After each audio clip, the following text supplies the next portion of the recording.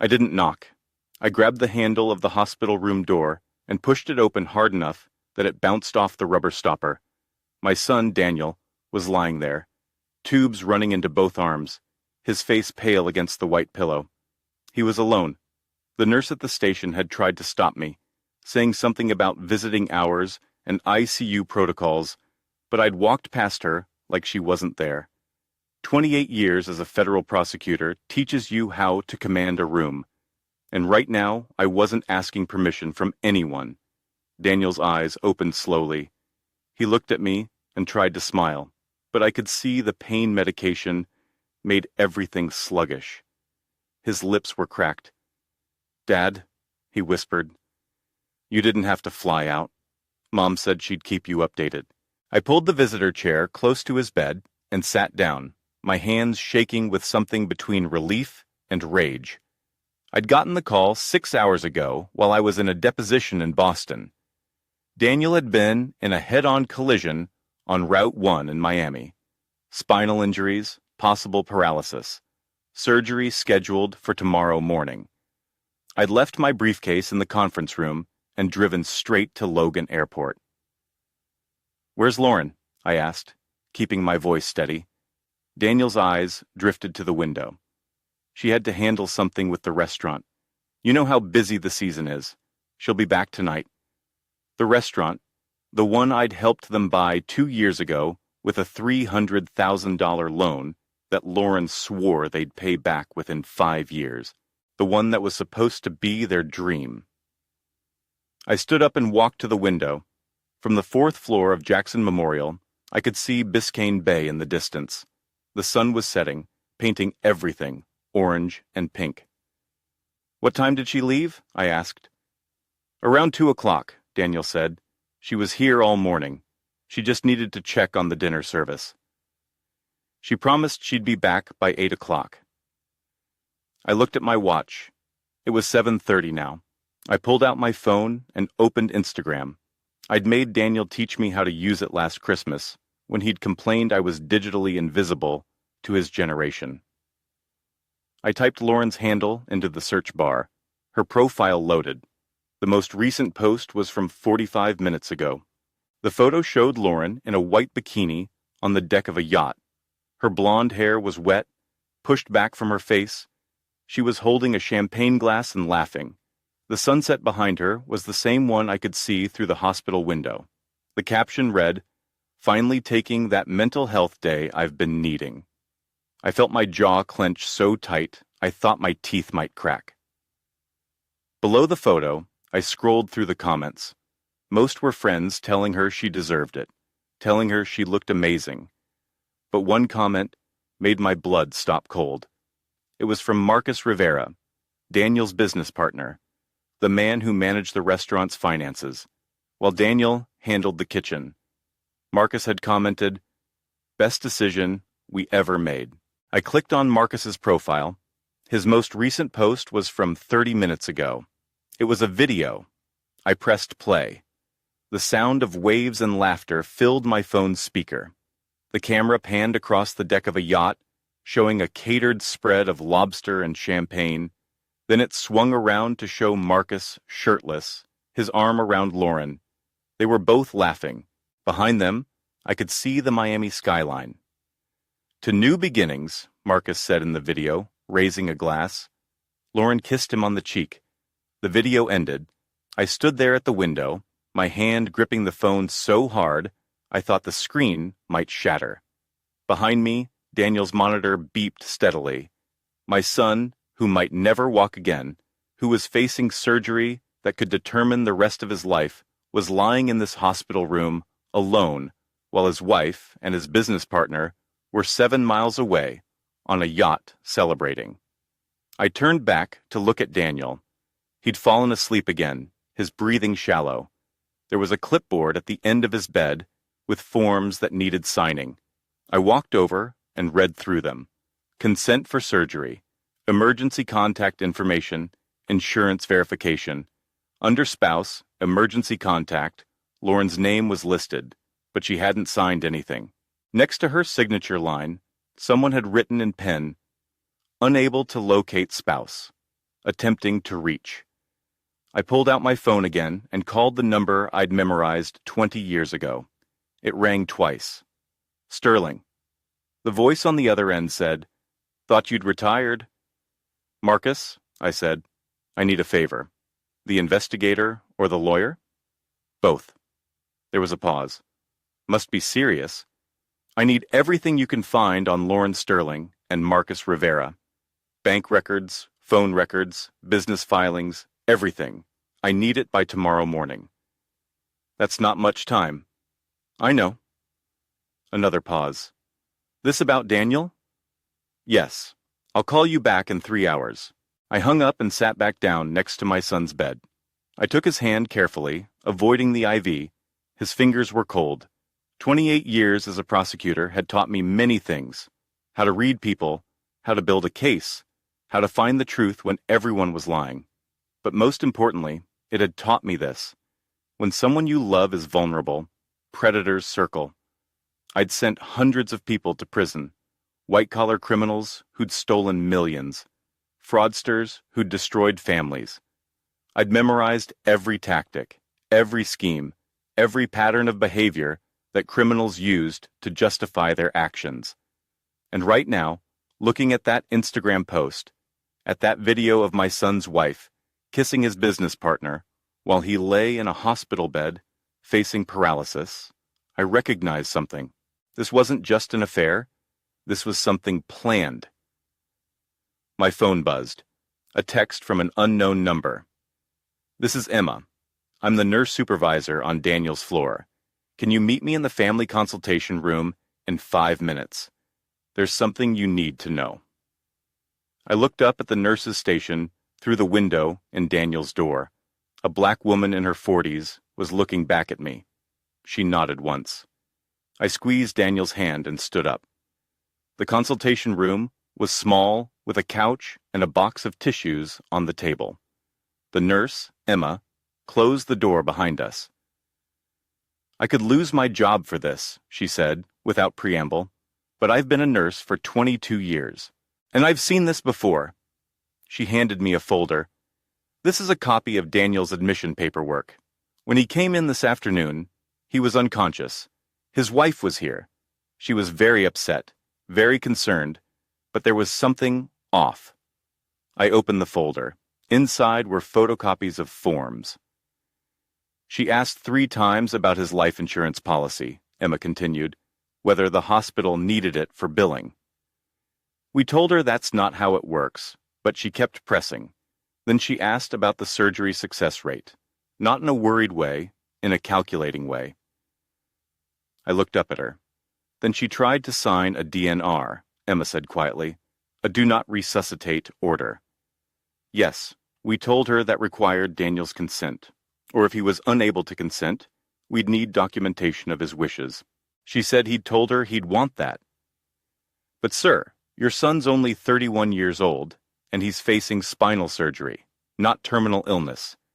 There's no medical reason for a DNR." My hands started shaking again. "I refused to process it," Emma said. "I told her we'd need to wait for him to wake up. She got angry. She threatened to report me. Then her phone rang and she left. I haven't seen her since." "What time did she leave?" "Around 2:15. The same time Daniel said she'd left to check on the restaurant." "There's one more thing," Emma said. She pulled out another paper. "This is a request form to change his emergency contact. She tried to submit it this morning before the surgery was even scheduled. She wanted to remove you and add someone named Marcus Rivera as primary contact." I stared at the form. In the reason field, Lauren had written, "Father-in-law is elderly and lives out of state. Marcus Rivera is local business partner and can respond more quickly." I was 62, and I still ran 5 miles, 3 times a week. I flagged it as unusual. Emma said, "Hospital policy requires the patient's consent to change emergency contacts," but she was very insistent. I sat down on the couch. My mind was racing through everything I'd learned. As a prosecutor, means, motive, opportunity. Lauren had tried to establish sole control over Daniel's medical decisions. She'd tried to remove me from emergency contact. She'd attempted to sign a DNR. And now she was on a yacht with his business partner while he faced surgery. "Thank you," I told Emma. "You may have saved my son's life." She nodded. "I have a son, too. I'd want someone to tell me." My phone rang. The investigator. "Marcus," I said, stepping into the hallway. "Tell me you have something." "More than something," he said. "Lauren Sterling and Marcus Rivera have been having an affair for at least 8 months. I've got hotel records, credit card charges, plane tickets to the Bahamas, last June, when Daniel thought they were at a restaurant conference in Orlando. Keep going. The restaurant is hemorrhaging money. They're 3 months behind on lease payments. Vendors aren't getting paid, but someone's been siphoning funds into a separate account. I'm still tracing it, but it looks like about 200,000 has been moved in the last 6 months. I felt sick. There's more, Marcus continued. Daniel has a life insurance policy through the restaurant's business partnership agreement, $2 million. Beneficiary splits between spouse and surviving business partner if he dies. But there's a clause. If he's permanently disabled and can't work, the policy pays out $1 million to help cover medical costs. That money goes entirely to the spouse as primary caregiver. So, if he's disabled but alive, I said slowly, Lauren gets $1 million and Marcus stays in control of the restaurant without Daniel's interference. Yeah. What about the money they've been taking? If Daniel's disabled and Lauren's his caregiver, with medical power of attorney, she can make decisions about the restaurant shares. There's a clause in the partnership agreement that allows the healthy partner to buy out a disabled partner's share at a reduced rate. Marcus could buy Daniel's half of the business for pennies on the dollar. I closed my eyes. They'd planned this. Maybe not the accident itself, but they'd been positioning themselves to profit from Daniel's vulnerability. There's one more thing, Marcus said. I pulled the police report from the accident. Daniel's brake line was severed. The investigating officer noted it was consistent with corrosion, but it was a clean cut. Your son's car is only 2 years old. That kind of corrosion doesn't happen that fast. Are you saying, I said, I'm saying someone might have tampered with his brakes? Lauren had access to his car. She borrowed it 3 days ago to pick up restaurant supplies. Daniel mentioned it on Facebook. My hands weren't shaking anymore. They were steady. 28 years as a federal prosecutor had taught me how to channel rage into strategy. Send me everything, I said. Every document, every photo, every record. I want it all in my email in the next hour. What are you going to do? I'm going to do what I've always done, I said. I'm going to build a case. I walked back into Daniel's room. He was still sleeping. I sat down and opened my laptop. For the next 2 hours, I read through everything Marcus sent me. Bank records showing the transferred funds, hotel receipts, text messages between Lauren and Marcus, discussing finally being free and starting fresh. There was a text from 3 weeks ago. Lauren, what if something happened to Daniel? Would we finally be together? Marcus, don't say things like that. Lauren, I'm serious. The insurance alone would set us up, and with you running the restaurant without him questioning every decision. Marcus, we'd be able to expand like we planned, open the second location, maybe even franchise. Lauren, exactly. We just need him out of the way. I took a screenshot of every message. At midnight, my phone rang. It was David Chen, my former law partner. He was the best trial attorney in Boston. I hear you need a lawyer in Florida, he said.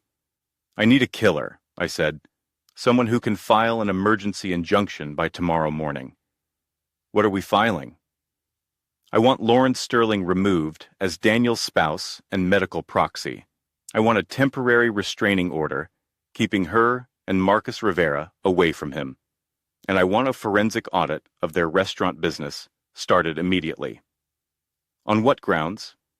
Attempted fraud, conspiracy to commit insurance fraud, and possible attempted murder.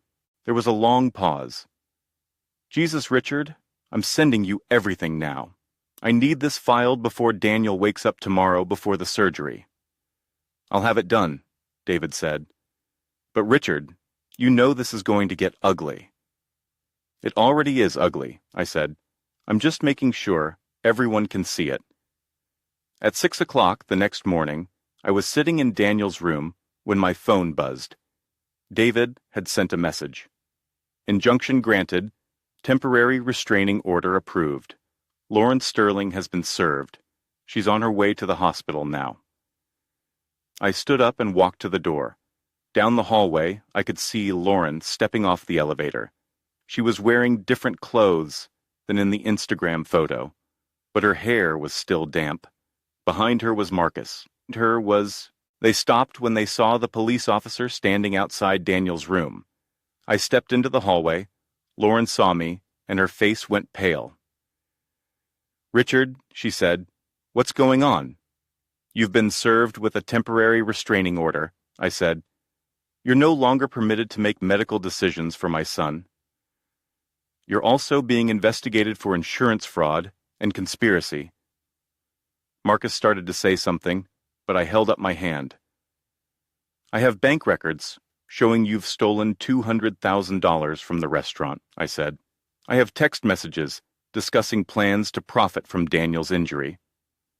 I have hotel receipts proving your affair, and I have a police report that shows Daniel's brake line was tampered with. Lauren's eyes went wide. I didn't. We didn't. Save it, I said. I was a federal prosecutor for 28 years. I've heard every excuse. I've seen every scam, and I know exactly what you are. The police officer stepped forward. Ma'am, you need to leave the premises. If you refuse, you'll be arrested for violating the restraining order. Lauren looked at Marcus. He looked away. This isn't over, Lauren said to me. Yes, I said quietly. It is. I watched them walk back to the elevator. Marcus didn't look back, but Lauren turned once. Her face was a mixture of rage and fear. When the elevator doors closed, I went back into Daniel's room. He was awake. Dad, he said groggily, what's happening? I sat down next to him and took his hand. I need to tell you something, I said, and it's going to hurt, but I need you to know that you're safe now. Over the next 20 minutes, I told him everything. I showed him the Instagram posts, the text messages, the bank records. I watched my son's face as he processed the betrayal. When I finished, he was crying, not sobbing, just tears running down his face. How did I not see it? He whispered. Because you trusted them, I said. Because you're a good person who assumes other people are good too. That's not a weakness, son. That's who you are. But I was so stupid. No, I said firmly. They were predators. You were their victim. There's a difference. A doctor came in an hour later to prep Daniel for surgery. The operation took 6 hours. I spent every minute in the waiting room, drinking hospital coffee and reviewing documents on my laptop. When the surgeon finally came out, she was smiling.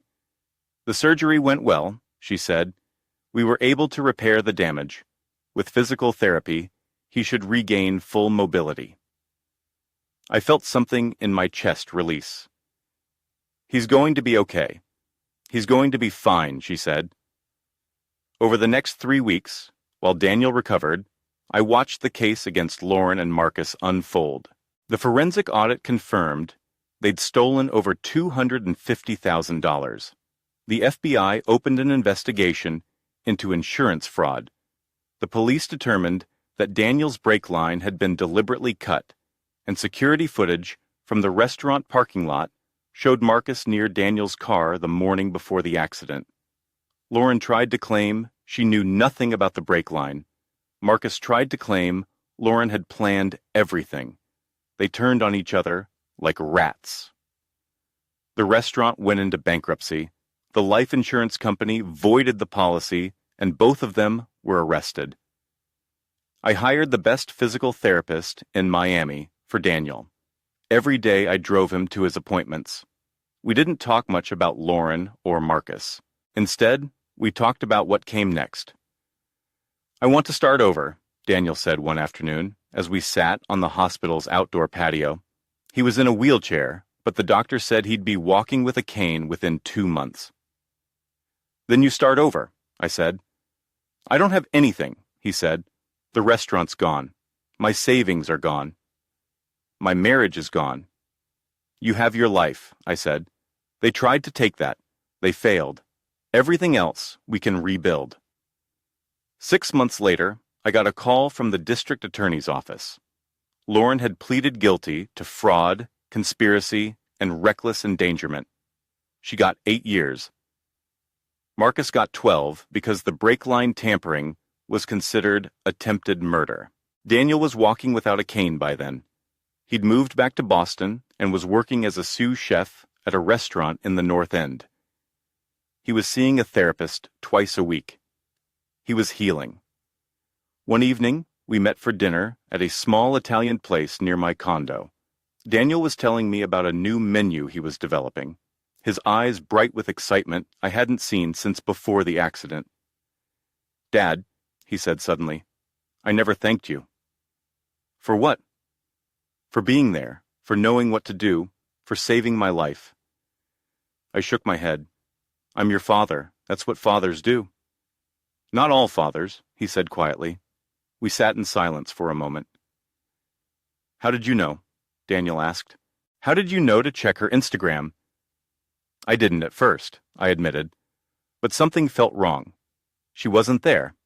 And in 28 years of prosecuting criminals, I learned that when something feels wrong, it usually is. Trust your instincts." "What if you hadn't checked?" Daniel said. "What if you'd just believed her story about the restaurant?" I looked at my son. "But I did check. That's the difference between being a parent and being naive. A parent protects, always. No matter how old you are, no matter how independent you think you are. When you're vulnerable, I'm there." Daniel reached across the table and squeezed my hand. "The hardest lesson I learned," I said, "isn't that people can be evil. I knew that already. The hardest lesson was that the people we love can be the most dangerous because we give them access to hurt us. We trust them with our lives." "How do you trust anyone after that?" Daniel asked. "You learn to recognize the signs," I said. "You learn that love isn't just words and promises. It's action. It's showing up. It's being there when things are hard, not just when they're easy. Lauren left you alone in that hospital. That told me everything I needed to know." We finished our dinner. As we walked out into the Boston night, Daniel put his arm around my shoulders. "I'm going to be okay," he said. "I know you are," I said, "because you're stronger than they ever were, and because you have people who actually love you." Later that night, alone in my condo, I thought about everything that had happened, about how close I'd come to losing my son, about how a single Instagram post had unraveled an entire conspiracy. I'd spent my career believing in the justice system, believing that if you built a strong enough case, if you gathered enough evidence, the truth would prevail. But I'd learned something new. Sometimes justice doesn't come from the system. Sometimes it comes from a father who refuses to accept that his son is alone. Sometimes it comes from a nurse who trusts her instincts. Sometimes it comes from an investigator who works through the night. Justice isn't always given. Sometimes you have to take it, but you have to be smart. You have to be patient. You have to build your case brick by brick until the truth is undeniable. Lauren and Marcus thought they could profit from my son's tragedy. They thought no one would notice. They thought no one would care enough to dig deeper. They were wrong. I opened my laptop and looked at the file folder I'd created 6 months ago. Inside were thousands of documents. Every text message, every bank record, every piece of evidence that had put them in prison. I'd kept it all, not out of vengeance, but as a reminder. A reminder that when someone you love is vulnerable, you don't wait for the system. You don't hope someone else will help. You act. You investigate. You protect. You save them. That's what parents do. That's what love does.